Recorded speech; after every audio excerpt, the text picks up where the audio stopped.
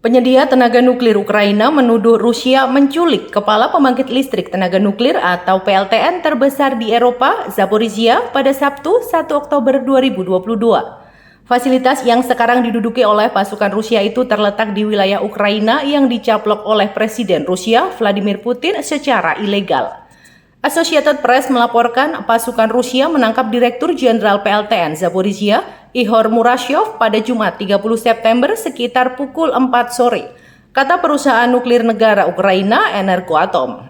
Penangkapan itu terjadi hanya beberapa jam setelah Putin dalam eskalasi tajam perangnya menandatangani perjanjian untuk menyerap wilayah Ukraina yang dikuasai Moskow ke Rusia. Energoatom mengatakan pasukan Rusia menghentikan mobil Murashov, menutup matanya, dan kemudian membawanya ke lokasi yang dirahasiakan. Koten menuntut agar Rusia segera membebaskan Murashov.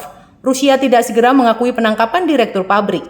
Badan Energi Atom Internasional (IAEA) yang memiliki staf di PLTN itu tidak segera mengakui klaim Energoatom tentang penangkapan Murashov. Pabrik Zaporizhia berulang kali terperangkap dalam baku tembak perang di Ukraina. Teknisi Ukraina terus menjalankannya setelah pasukan Rusia merebut pembangkit listrik. Reaktor terakhir pabrik ditutup pada bulan September di tengah penembakan yang sedang berlangsung di dekat fasilitas tersebut. Pada Jumat, Sekretaris Jenderal NATO Jens Stoltenberg mengatakan perang di Ukraina berada pada momen penting.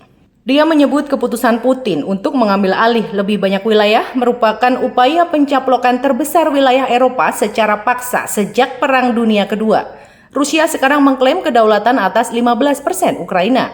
Namun di tempat lain di Ukraina, serangan balasan Ukraina yang bulan lalu mempermalukan Kremlin dengan membebaskan wilayah yang berbatasan dengan Rusia berada di ambang merebut kembali lebih banyak wilayah, menurut analis militer.